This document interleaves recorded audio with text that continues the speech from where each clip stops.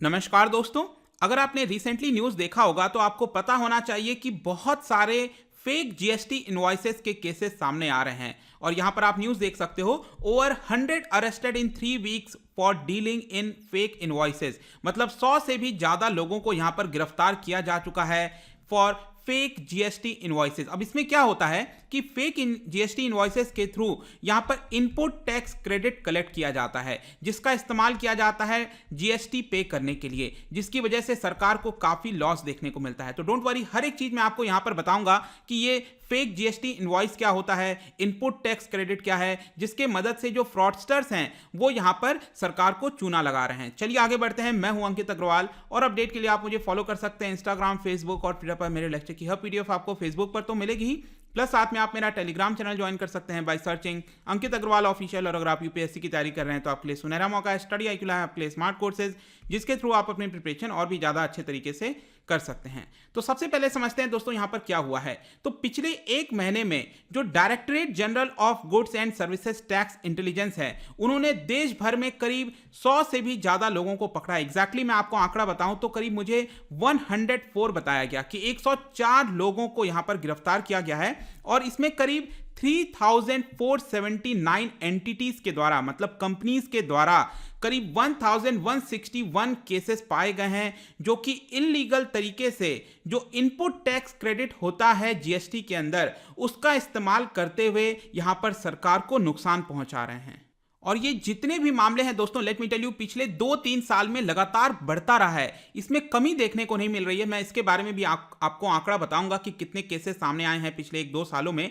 लेकिन स्पेशली अभी के समय में आपको पता होगा, कोविड-19 के समय जो सरकार का रेवेन्यू है वो ऑलरेडी डाउन जा चुका है और यहाँ पर जो जीएसटी कलेक्शन है वो सही से नहीं हो पा रहा है। इनफैक्ट आपको पता होगा, मैं अक्सर जीएसटी के ऊपर वीडियो बनाता हूँ उसके कलेक्शन को लेकर, तो काफी समय से 1 लाख के नीचे ही कलेक्शन हो रहा था। पिछले 2-3 महीने से यहाँ पर जो कलेक्शन है वो आपका 1 लाख करोड़ से भी ऊपर चला गया है। तो यहां पर जरूरत है कि और ज्यादा कलेक्शन हो, तभी जाकर यहां पर जो फिस्कल डेफिसिट है और बाकी के जो आंकड़े हैं हमारे इकोनॉमी से रिलेटेड वो सुधर पाएंगे। तो बेसिकली यहां पर क्या किया जा रहा है फ्रॉडस्टर्स के द्वारा, इसको थोड़ा सा समझने की आवश्यकता है। तो यहां पर जो फ्रॉडस्टर्स हैं, देखिए वो क्या कर रहे हैं, कई सारे डमी फॉर्म्स बना रहे हैं, मतलब कई सारी फेक कंपनीज जस्ट ऐसे ही पेपर में बना देते हैं, अलग अलग यहां पर पेपर वर्क के थ्रू अलग अलग एड्रेस देके कंपनी ए बी सी, मतलब उसका एक्चुअल में कोई वजूद नहीं है। अक्सर आप न्यूज़ में देखते होंगे कि इन्वेस्टिगेशन हो रहा है और पता चल रहा है कि ये फर्म का कोई अता पता नहीं है। तो इस तरह की चीजें अक्सर स्पेशली हमारे देश में तो देखने को मिलती हैं। तो यहां पर क्या होता है कि जब भी आप कोई कंपनी खोलते हो, उसके बाद नेक्स्ट क्या स्टेप है, आपको जीएसटी रजिस्ट्रेशन भी कराना है। तो उस कंपनी का जीएसटी रजिस्ट्रेशन हो जाता है। अब इस जीएसटी रजिस्ट्रेशन के बाद यहां पर जो फेक कंपनीज खोली गई हैं उनके द्वारा फेक जीएसटी इनवॉइस बनाया जाता है। देखो, इनवॉइस का मतलब क्या है, रिसिप्ट। मतलब कि जब भी आप कहीं पर जाते हो और सामान खरीदते हो तो आपको क्या दिया जाता है, इनवॉइस दिया जाता है कि आपने ये 1000 रुपए का सामान खरीदा, उसमें बिल में लिखा रहता है, तो उसी को हम इनवॉइस कहते हैं। तो फेक जीएसटी इनवॉइस का मतलब ये है कि सपोज मैं कहता हूं ये कंपनी ए है, यहां पर कंपनी बी है और कंपनी सी है। तो कंपनी बी ने यहां पर कंपनी ए से कुछ गुड्स खरीदा, ठीक है, और कंपनी बी ने खरीदा, तो कंपनी ए क्या करेगी, इनवॉइस जनरेट करेगी, यहां पर एक इनवॉइस देगी कि इतने गुड्स खरीदे गए हैं। लेकिन यहां पर फेक जीएसटी इनवॉइस का मतलब यह है कि एक्चुअल में गुड्स सर्विसेज कुछ भी नहीं हुआ है, कुछ भी एक्सचेंज नहीं हुआ है, लेकिन ये दो फेक फर्म्स के थ्रू यहां पर जस्ट बता दिया गया है रिकॉर्ड के तौर पर पेपर वर्क में कि इतना सामान खरीदा गया है। अब आप सोचोगे कि ये सामान खरीदने का क्या फायदा, जब यहां पर गुड्स बेचा जा रहा है लेकिन एक्चुअल में ट्रांजैक्शन हुआ ही नहीं है, तो इसका फायदा क्या होता है। तो देखिए यहां पर क्या होता है कि इनपुट टैक्स क्रेडिट होता है जो कि मिल जाता है कंपनी बी को। यहां पर क्या हुआ है, कंपनी बी ने कंपनी ए से यहां पर कोई गुड्स खरीदा। अब जब भी ये खरीदा जाएगा तो कंपनी बी क्या करेगी, उसके ऊपर जीएसटी पे करेगी। सपोज मैं कहता हूं यहां पर 1 लाख के गुड्स खरीदे गए हैं 1 लाख रुपीस के, तो यहां पर 18% टैक्स है, मतलब कंपनी बी क्या करेगी, 18,000 रुपए यहां पर जीएसटी में देगी। लेकिन ये कंपनी है, आपको समझना है, ये जीएसटी किसके ऊपर लगता है एक्चुअल में अगर आप बाहर देखोगे जीएसटी का तो वो कंज्यूमर पर लगता है। तो कंपनी बी क्या करेगी, ये किसी को बेच देगी। तो यहां पर जब वो बेचती है तो यहां पर क्या होता है कि कंपनी बी ने उसका कंजम्पशन नहीं किया, तो ये जो टैक्स दिया था, जीएसटी दिया था कंपनी बी ने, तो ये 18,000 रुपए उसके क्रेडिट में आ जाएगा। देखिए और मैं अच्छे से आपको समझाता हूं इनपुट टैक्स क्रेडिट के बारे में। तो जैसा कि आप देख सकते हो यहां पर मैंने आपको क्या बोला, कंपनी ए है और कंपनी बी है, ठीक है। तो बी ने क्या किया, ए से कोई सामान खरीदा, ठीक है। तो यहां पर जब सामान खरीदा तो आप देख सकते हो कंपनी बी वो सामान खरीद रही है, कुछ बनाने के लिए खरीद रही है।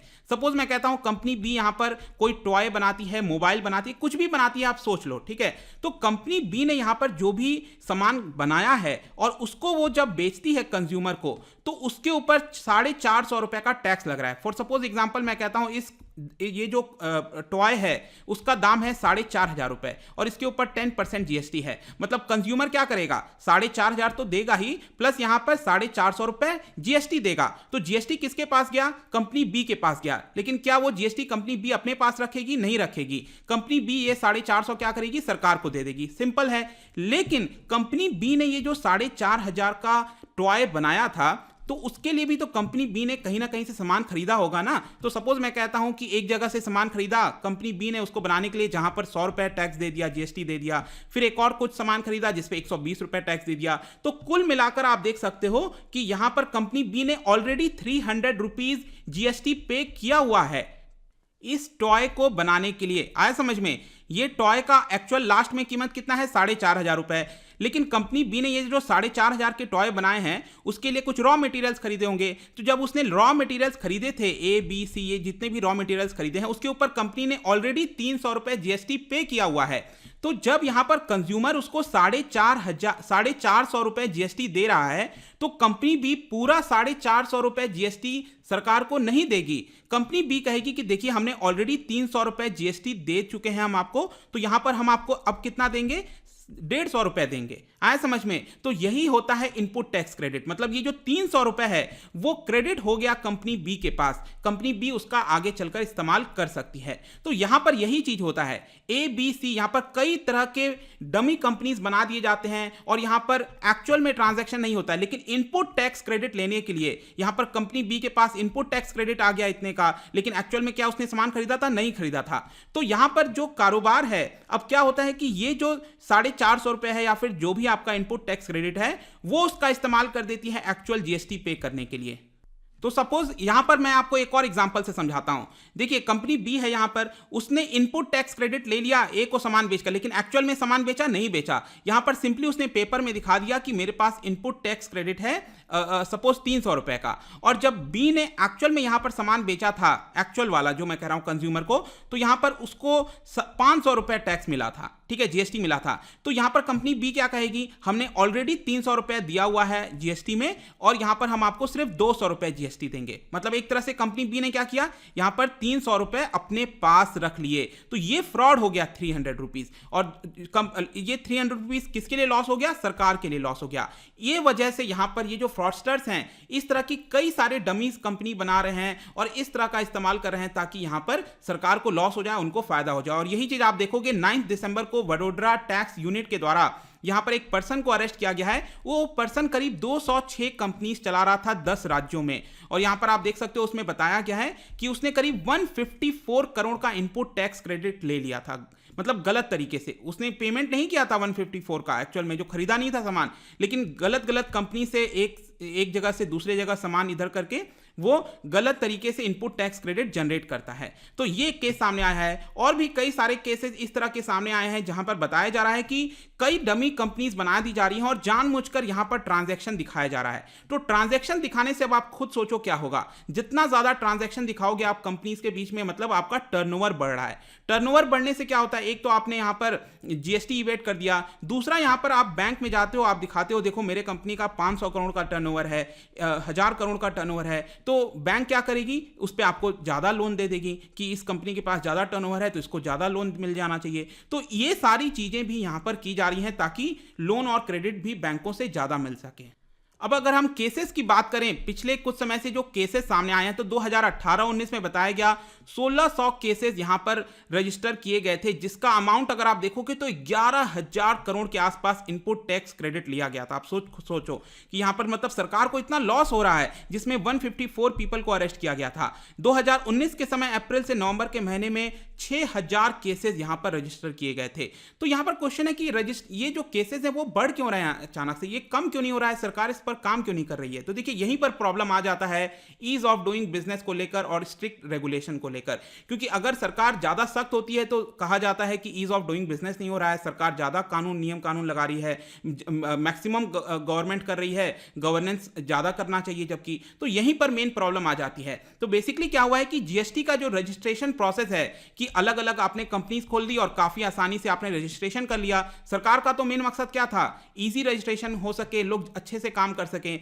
लेकिन कुछ जो फ्रॉडस्टर्स होते हैं जिनको गलत काम करना है वो इसका गलत फायदा उठा देते हैं, यहां पर डमी कंपनीज खोलकर और जीएसटी रजिस्ट्रेशन करके, और जो मैंने अभी आपको एग्जांपल में बताया कि इनपुट टैक्स क्रेडिट ले लिया उन्होंने। तो ये सारे प्रॉब्लम्स यहां पर देखने को मिल रहे हैं।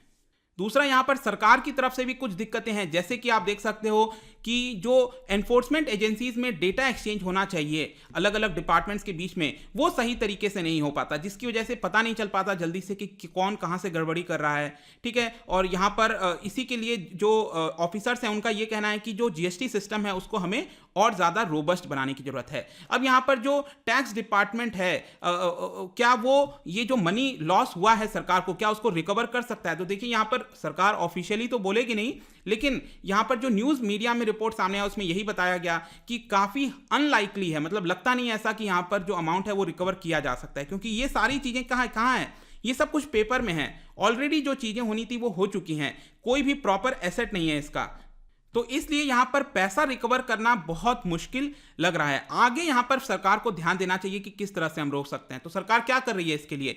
तो यहां पर यह कहना है कि जो लीगल मेजर्स है, प्रोसेस है जीएसटी रजिस्ट्रेशन का, उसको और ज्यादा सख्त बनाने की कोशिश कर रही है। ऑलरेडी यहां पर लीगल जो कमिटी है जीएसटी काउंसिल का, उन्होंने डिस्कस किया इसके बारे में कि किस तरह से हम अमेंडमेंट ला सकते हैं जीएसटी एक्ट के अंदर ताकि और ज्यादा इसको रोबस्ट बनाया जा सके। इनफैक्ट यहां पर जो directorate general of analytics and risk management है, उनका जो डेटा विंग है, उन्होंने यहां पर एक लिस्ट जारी की है करीब 10,000 कंपनीज के आसपास की, जिसमें बताया गया है कि इनमें से सारे जो कंपनीज हैं, ये जो 9,757 कंपनीज, उन्होंने या तो फेक इनवॉइस जनरेट किया है या फिर इनपुट टैक्स क्रेडिट जानबूझकर गलत दिखाया है। तो इस तरह की चीजें यहां पर की गई हैं। तो आई होप दोस्तों ये जो पूरा वीडियो था जहां पर लोगों को अरेस्ट किया जा रहा है फॉर फेक जीएसटी इनवॉइसेस, सभी कुछ आपको समझ में आ गया होगा। जाने से पहले मैं आपके लिए जीएसटी के ऊपर ही क्वेश्चन लेकर आया हूं। आपको बताना है कि अगर जीएसटी के अंदर कोई भी दिक्कत होता है, तो कोई मामला कोर्ट में जाता है, तो सबसे हाईएस्ट अथॉरिटी कौन है जो कि जीएसटी के बारे में सुनवाई करेगा? जो अपील होगी आपकी जीएसटी को लेकर, कोई भी अगर राज्य के बीच में, कंपनीज के बीच में कोई भी दिक्कत आती है, तो हाईएस्ट अथॉरिटी कौन सी है जहां पर इसकी सुनवाई की जाएगी? इसका जो राइट आंसर है मैं अपने इंस्टाग्राम पर तो डालूंगा ही, अगर आप इंस्टाग्राम पे नहीं हो कोई बात नहीं, टेलीग्राम से ले सकते हैं। मैं कई सारे एमसीक्यूज यहां पर डालता रहता हूं, स्टोरीज के फॉर्म में आप जाकर प्ले कर सकते हो। अगर आप मुझसे इकोनॉमी पढ़ना चाहते हैं, कोई भी कोर्स परचेज करना चाहते हैं, स्टडी IQ ऐप पर जा सकते हैं। आई होप कि ये वीडियो आपको पसंद आया होगा। मिलता हूं आपसे next time. Till then, thank you very much, see you soon.